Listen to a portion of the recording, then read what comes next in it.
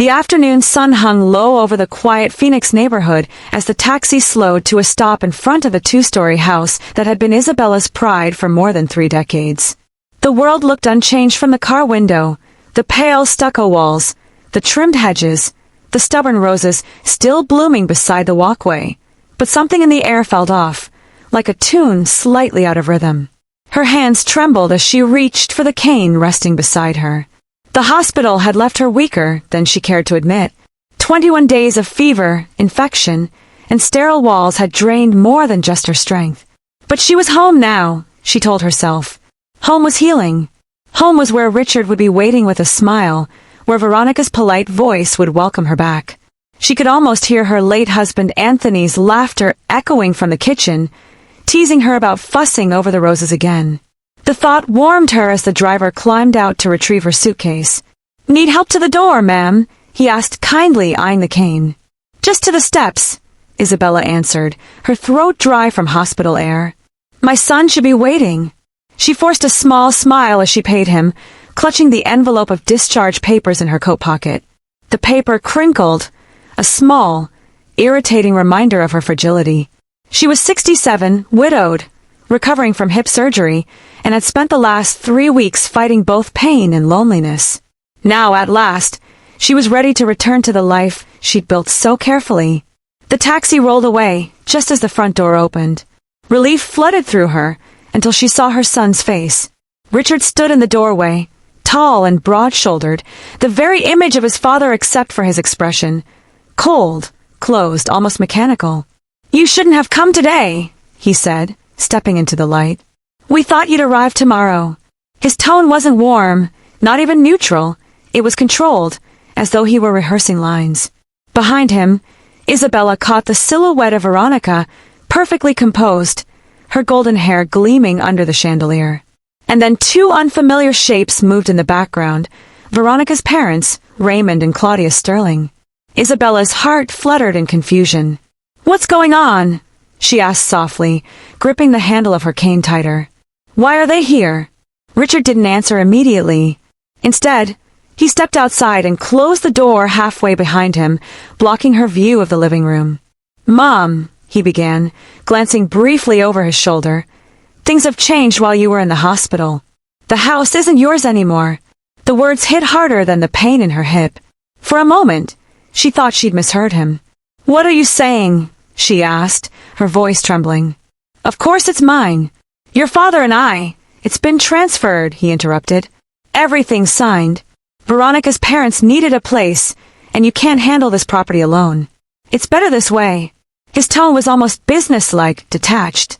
Behind him, Veronica stepped into view, her manicured hands resting casually against the doorframe. She was wearing Isabella's emerald earrings, the ones Anthony had given her on their 25th anniversary. "Isabella," she said sweetly, the false kindness in her voice as sharp as glass, "we've already packed your belongings. They're in the garage. We can have them sent wherever you're staying." Isabella's heart clenched. "Richard," she whispered, "I never signed anything. You can't just take my home." But Richard didn't flinch. "You gave me power of attorney before the surgery. Remember? Those forms you signed, they covered financial matters too." The realization cut through her chest like ice. She remembered the papers, thick, printed pages he'd handed her at the hospital while she was anxious about anesthesia. He'd said they were just for medical consent. She hadn't even read past the first line. Her own son had tricked her. "You forged my consent," she said hoarsely. "You betrayed me." "We're doing what's best for everyone," Veronica replied smoothly. "You'll be more comfortable somewhere smaller." "Don't come back here," Richard said firmly. "It's done." The words were final, cruelly efficient. Isabella stared at him, unable to speak. Memories flashed like shards of glass. His first day of school, the nights she stayed up helping with college applications, the years she'd worked overtime after Anthony's death just to ensure he never struggled. And now, here he was, closing the door on her. The driver had barely turned the corner. She could still see the taxi's fading taillights. A small, broken sound escaped her throat, but no tears came. Instead, a cold, piercing clarity settled inside her chest. "Enjoy it," she said quietly.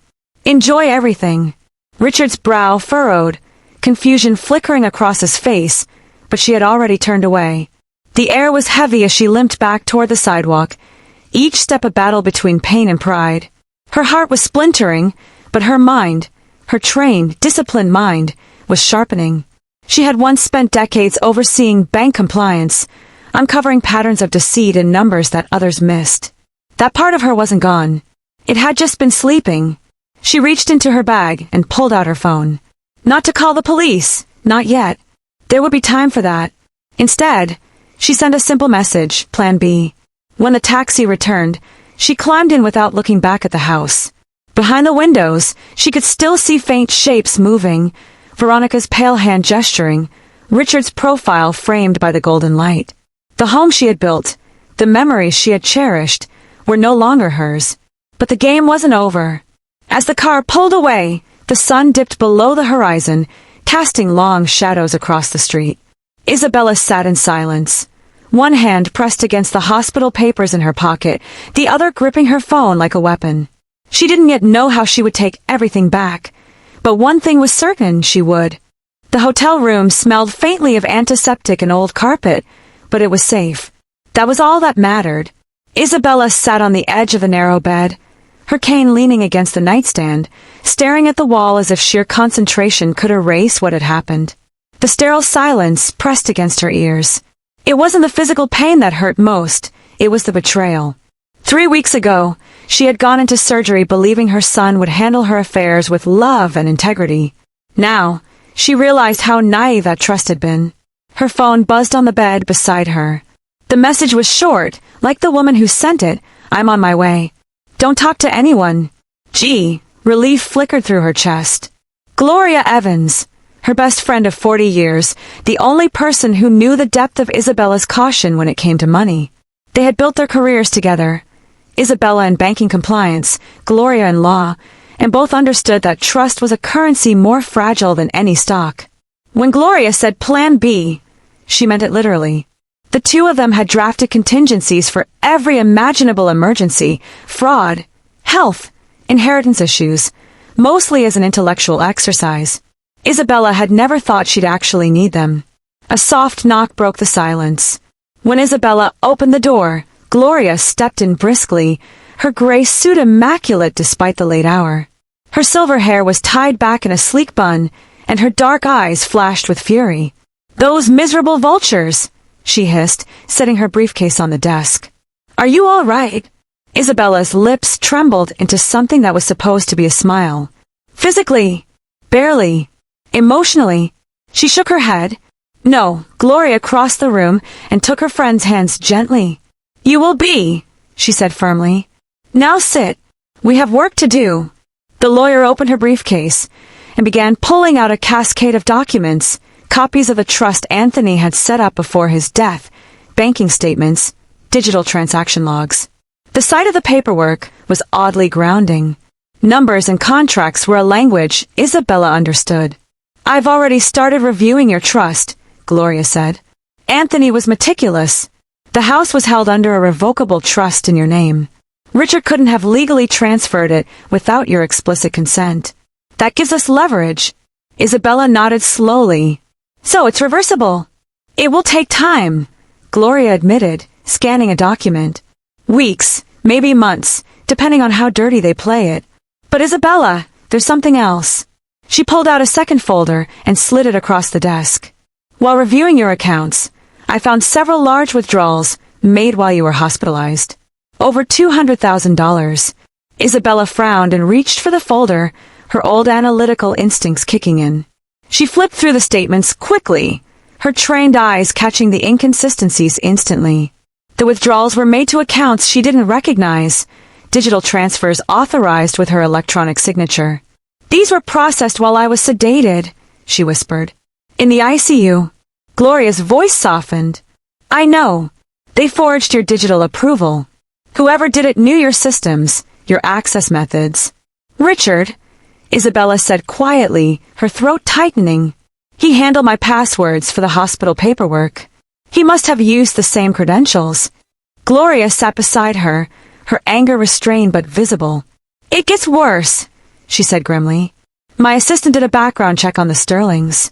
Veronica's parents have a questionable history in Texas. Their so-called real estate consulting firm, Sterling Investment Properties, was involved in multiple transactions that were later withdrawn before investigation. Complaints of mortgage manipulation, fraudulent appraisals, shell company transfers, all buried. Isabella felt the blood drain from her face. They've done this before. Yes, Gloria confirmed. And they're doing it again. They're using your assets to fund their next operation. Isabella leaned back, closing her eyes, the weight of understanding pressing hard against her chest. My son is part of it, she murmured. Maybe not just a pawn. Gloria hesitated. It's possible he doesn't know the full extent, she offered gently. But Isabella's years of experience told her otherwise. No, she said. He knows. He's been asking questions about my portfolio for months. I thought it was concern. It was preparation. The room was quiet for a moment, except for the hum of the air conditioner. Then Isabella spoke again, her tone calm, almost detached. We'll build a case. A solid one. I want every transaction traced. Every forged signature identified. If they think I'm defeated, they'll get sloppy. Gloria looked at her old friend with something like admiration. That's the Isabella the first remember, she said.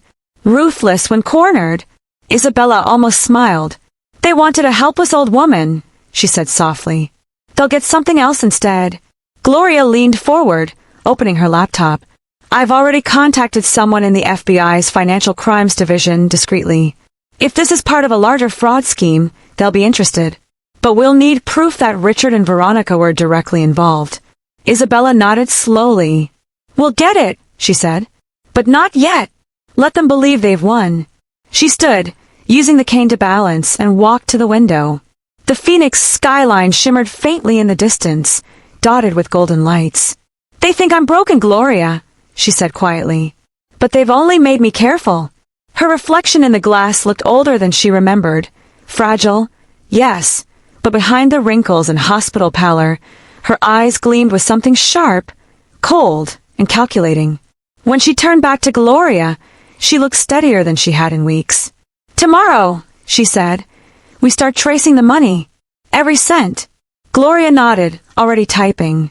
And when the time is right, Isabella added, a faint steel in her voice, we'll take everything back. She paused, then looked toward her phone, which lay silent on the table. A new message notification blinked faintly on the screen. Mom, please send me the passwords to your investment accounts. We need to transfer funds for your care. Isabella's mouth curved into something between a smile and a grimace. They're still fishing, she said. Gloria looked up. What will you reply? Nothing, Isabella answered. Let them wait. Let them worry. She set the phone face down, as if burying her old self with it. The trusting mother who had signed papers without reading, who had believed blood was thicker than greed. That woman was gone. The one sitting here, in a bland hotel room with the city lights burning beyond the glass, was someone else entirely. Someone her son would soon regret underestimating. 3 days later, the hotel room had become an unlikely headquarters. Empty coffee cups lined the counter, files spread across the desk like a battlefield of paper and ink. The air was heavy with the hum of strategy. Isabella sat at the window, laptop open, her glasses perched low on her nose as she examined lines of data.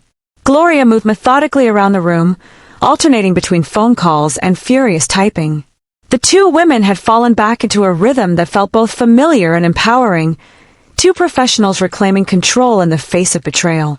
For Isabella, every discovery was a piece of her life being stitched back together, but also a fresh wound of realization. Her son had not simply taken her home. He had dismantled the foundation of everything she and Anthony had built. The first blow had been emotional, the second was financial.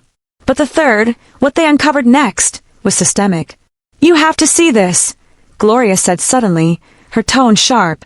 She spun the laptop around on the table. On the screen was a spreadsheet of property transactions.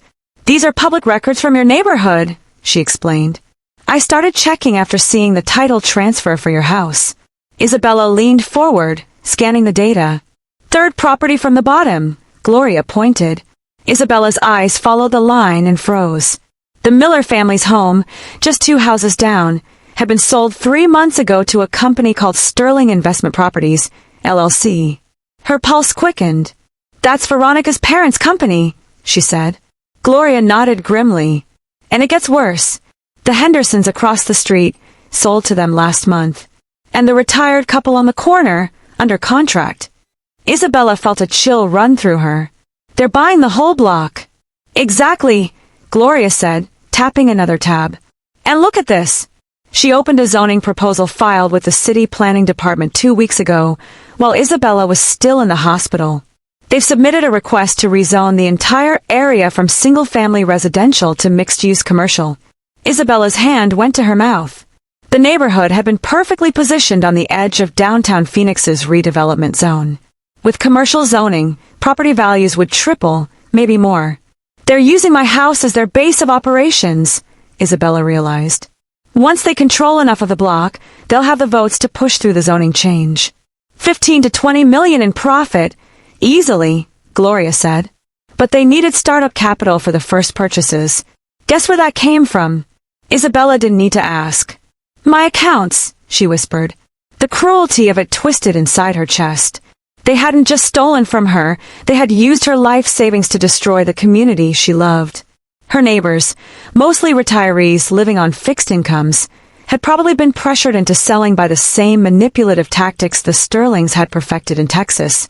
"We have to stop them," Isabella said, voice low but fierce. "Before they ruin anyone else." Gloria nodded. "We will. But we need hard proof. Emails, forged signatures, financial trails." Isabella's eyes darkened with determination. "Then we follow the money." She reached for her black leather notebook, the same one she had carried through decades of audits. Every page was lined with neat handwriting, each note a fragment of the larger puzzle. "If they're running the same scheme they used before," she said, "they'll be moving money through layered accounts. Small LLCs, fake consulting payments, escrow accounts that vanish once the property is transferred." "We'll trace it," Gloria said. "I've already contacted a forensic accountant who owes me a favor." Isabella nodded approvingly. "Good. And while you do that, I'll reach out to some of my old contacts. I might be retired, but a few people at the bank still owe me their promotions." Hours slipped by as they pieced together the scope of the fraud. The more they uncovered, the clearer it became. The Sterlings had orchestrated everything long before Isabella's surgery. The move from Dallas, Veronica's sudden interest in Isabella's finances, Richard's insistence on handling her medical paperwork, it had all been preparation. "They waited for the perfect opportunity," Isabella said. "The moment I became vulnerable." Gloria's typing paused. "They underestimated you," she said. "They thought you'd disappear quietly." Isabella's expression hardened. "They'll wish I had." As night fell, the city lights glittered beyond the window like distant fires. Isabella stood, stretching her sore leg, and moved to the small kitchenette where a pot of coffee had long gone cold. She poured herself a cup anyway, ignoring the bitter taste. "You know what hurts most," she said finally. "Not losing the house. Not even the money. It's realizing my son chose them over me." Gloria looked up from her laptop, sympathy softening her features. "He may have been manipulated." Isabella shook her head. "No. He had choices. He always had choices." She sipped the cold coffee and stared at the skyline. "When Anthony died, I thought the hardest part of my life was behind me. I didn't know the real test would come from my own blood." A soft ping from Gloria's computer broke the silence. "Got something," she said. "Email exchanges between Veronica and a real estate appraiser named Marlowe. He's been inflating property values for them to secure fraudulent loans." Isabella's lips tightened. Classic mortgage fraud. She glanced at the screen.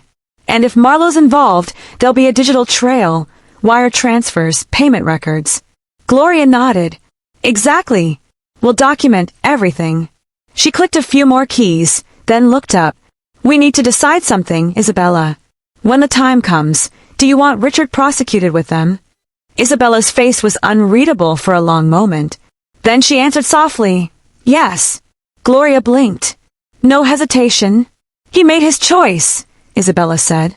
"If I spare him, he'll never learn what he became." Her tone was calm, but her eyes glistened with something raw beneath the steel. Later, As Gloria retired to her room, Isabella remained by the window, her thoughts circling like vultures around a carcass. She remembered Richard as a boy, his small hand clutching hers on the first day of school, his laughter echoing through the house as Anthony chased him through the garden. That boy was gone, replaced by a man who had traded love for greed. But sentimentality had no place now. She had spent her life building systems to expose corruption. This was no different. Only this time, the corruption wore her son's face. She opened her notebook again and wrote at the top of a fresh page, Phase 1, Observation. Then beneath it, Phase 2, Documentation. Her handwriting was steady, her pulse calm. The old Isabella might have cried herself to sleep. This Isabella was planning a war. The days that followed blurred into a calculated routine. Isabella woke early each morning, brewed her bitter coffee, and reviewed data until her eyes ached. Gloria handled the legal side, drafting quiet inquiries through discreet channels, while Isabella used her old connections to gather inside information. Every call, every file, every email was a thread leading to the same tangled web, Sterling Investment Properties, LLC. What had once seemed like a family betrayal was now unfolding as a full-scale criminal operation. They weren't just stealing from her, they were orchestrating a multi-million-dollar fraud. The chilling part was how meticulous it all was. Veronica and her parents had built a network of shell companies that moved money in circles, creating the illusion of legitimate business. The homes in her neighborhood were merely the first step in a much bigger plan, a prototype for larger redevelopment schemes across Phoenix. "It's almost elegant," Isabella muttered one night as she traced transactions on her screen, the glow illuminating her tired face. Elegant and evil. Gloria, sitting across the table with a half-eaten sandwich, looked up. "You're starting to sound like the old you again," she said. "The one who used to scare junior bankers." Isabella gave a dry smile. "I suppose that's who they've brought back." Their operation was quiet but effective. Gloria's contact at the FBI's Financial Crimes Division agreed to observe without acting, at least not yet. Isabella insisted on patience. She knew the art of the trap.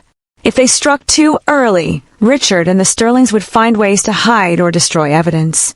But if they waited until the fraud expanded, until they grew overconfident, they could bring the entire scheme down in one blow. "Let them think I'm defeated," Isabella said one night. "That illusion will be their undoing." To maintain it, she remained invisible. No bank activity, no public appearances, no calls from her old number. Gloria handled everything under a new prepaid phone registered to a false name. It was as if Isabella had vanished. Richard and Veronica, believing they had silenced her, continued their work. On the fifth morning, Isabella's laptop pinged with an alert from a contact in real estate analytics. The zoning proposal had advanced to the next stage, public review. The timing was perfect. She needed evidence that the properties had been purchased with misappropriated funds, and the proposal would expose new documentation. "We'll have to attend the hearing," Isabella said. Quietly, Gloria frowned. "You can't go near them yet." "I won't, but I'll be there."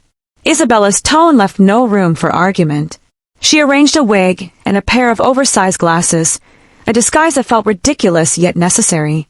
At the city planning office, she sat in the back row while Veronica spoke confidently at the podium. Dressed in a tailored cream suit, Veronica radiated poise. She outlined the supposed benefits of community revitalization, using phrases Isabella herself had once written in legitimate bank proposals. "Our mission," Veronica said sweetly, "is to transform underused neighborhoods into thriving mixed-use spaces." Isabella's jaw tightened as she watched the performance. Every word was a lie built on her stolen life. When the hearing ended, she remained seated until the crowd thinned. Her eyes scanned the hallway. That was when she saw him, Richard.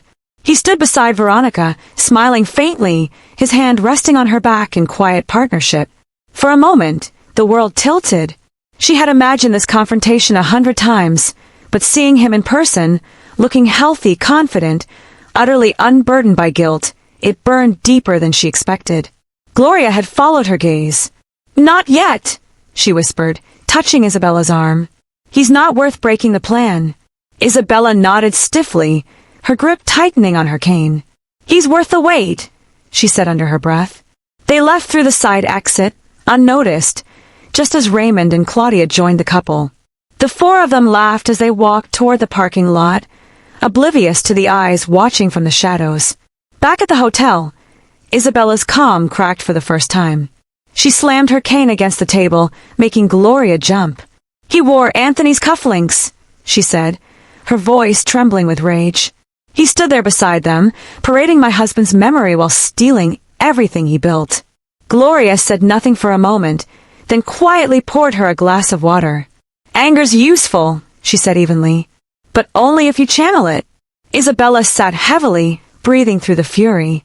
"You're right," she said after a long silence. "No emotion, just precision." The next day, she returned to her spreadsheets, colder than ever. She began marking not just transactions but connections, emails, timestamps, phone records. Gloria's investigator traced a hidden account in Nevada tied to Raymond Sterling, funneled with funds identical in amount and timing to Isabella's missing transfers. "They're using Nevada as a laundering hub," Isabella said, almost clinically. "Once we have 3 confirmed links, we'll have grounds for a federal case." By the end of the week, the picture was clear. The Sterlings had used Isabella's accounts to buy 3 houses in her neighborhood, then leveraged those properties to secure inflated loans from a complicit appraiser. The profits were being diverted to their Nevada shell company to fund new purchases. It was textbook mortgage fraud, executed with cold precision. Isabella watched the data on her screen like a chessboard. Each move had a purpose, each pattern a prediction. "They're close to overextending," she said. "If they push for one more loan, they'll expose the cash flow imbalance." Gloria smiled faintly. "So we wait until they do." Isabella nodded. "And when they do, we cut the line." That night, as Gloria slept in the adjoining room, Isabella stayed awake, the city lights flickering across her face. She opened the last message from Richard again. "Mom, please send me the passwords." She read it without emotion this time. Instead of pain, she felt an odd calm. She typed a draft reply but didn't send it. "I will, soon. I just need to recover a little more." She saved it as a note. "Let him think I'm still weak," she murmured. Then she opened a blank document on her laptop and titled it simply, "The Trap." Below that, she began to write, "Step 1. Let them reach for more. Step 2. Collect proof of their greed. Step 3. Strike where it hurts most." By dawn, she had written 10 steps in neat order, each more ruthless than the last. She sat back and closed her notebook, feeling the faint tremor of satisfaction beneath her exhaustion. The pain in her hip was constant now, but she barely felt it. The wound was healing slower than she hoped, but her willpower was sharper than ever. "You stole my house," she whispered to the empty room. "You used my money. You betrayed your blood." Her voice hardened to a whisper of steel. "Now I'll take everything from you." The trap, once set, unfolded with a quiet, almost surgical inevitability, small, precise movements that culminated in a single unavoidable collapse. Isabella and Gloria watched as the Sterling's confidence swelled, as Veronica doubled down on the zoning campaign, and Raymond pushed for one last leveraged loan to finalize the neighborhood takeover. The Sterlings believed their financial architecture was flawless because it had never yet been tested by someone willing to look that closely. They were wrong. The forensic accountant Gloria had brought and traced the injections of Isabella's funds into a web of shell LLCs, and then into a Nevada holding company that funneled money back into the Sterling accounts in a way that left little doubt. Payments matched dates of property closings, amounts corresponded to the transfers from Isabella's investment accounts, and routing numbers lined up with wire records compiled from multiple banks. The appraiser Marlowe, whom Veronica had used to secure inflated valuations, had been recording phony inspection notes and stamping invoices that had never been paid. Those invoices, when cross-referenced with his bank deposits, revealed a pattern of small cash kickbacks winding their way into Marlowe's personal accounts and then into the Sterling's offshore conduit. Gloria coordinated discreetly with her FBI contact, while Isabella leveraged old relationships at the bank to freeze suspicious transfers and pull archived logs, digital breadcrumbs that, together, made a map nobody could argue with.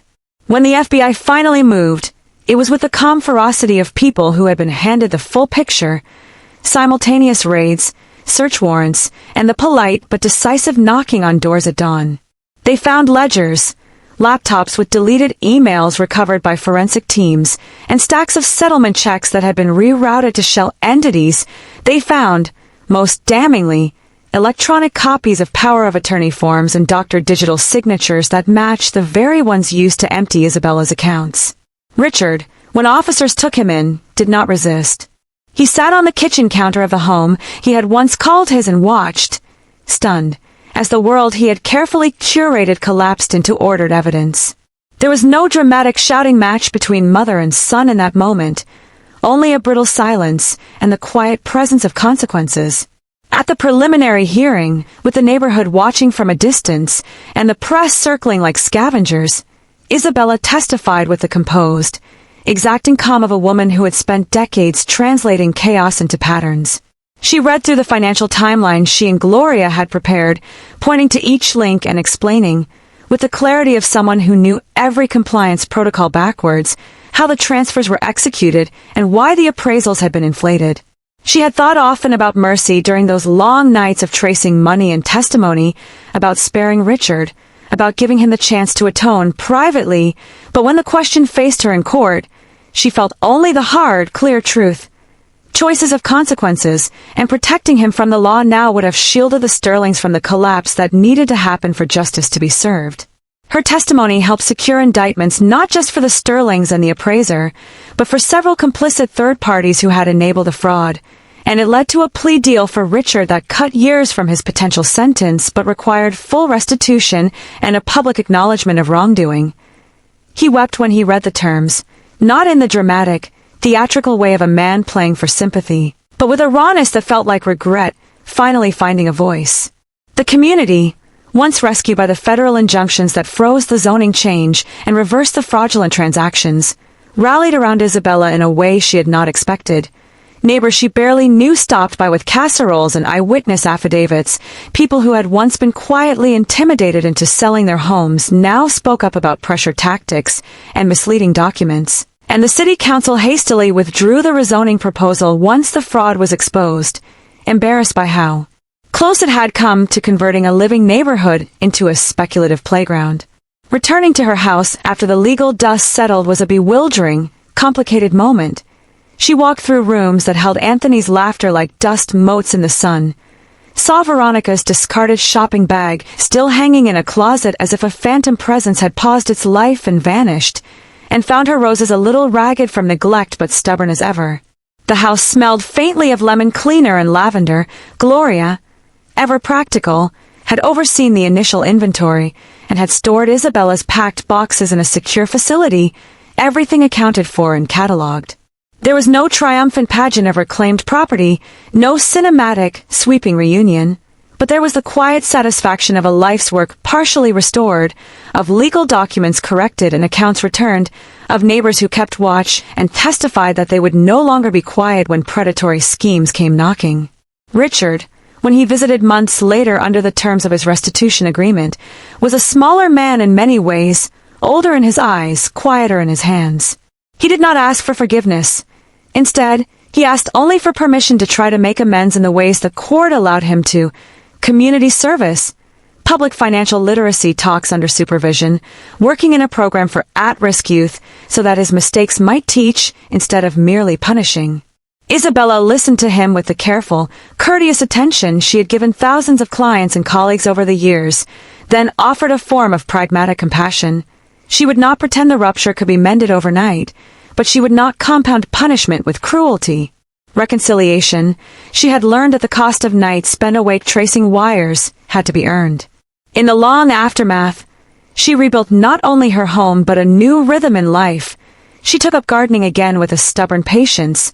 Her cane left propped by the back door more as a courtesy than necessity.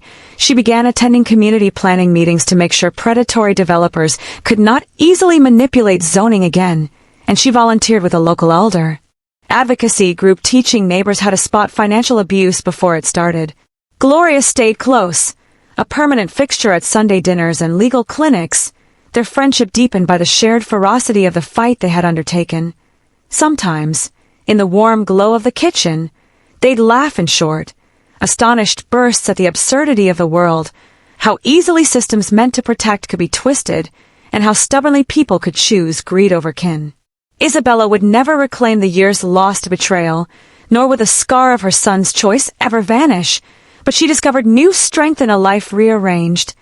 A house still standing, gardens in need of careful tending, a community that had found its voice again, and a ledger of wrongs that had been set right through the slow, tedious, righteous work of accounting for every cent and every lie. At night, when the porch light cast long shadows across the roses and the street hummed with distant traffic, she sometimes found herself smiling, not a bright, careless smile, but a quiet one that acknowledged the cost and the consequence. Anthony's picture on the mantel caught the glow, and she would place one hand gently on the frame, as if to say what she had never said aloud enough. We built well, and though others tried to buy it down, truth and patience rebuilt it again.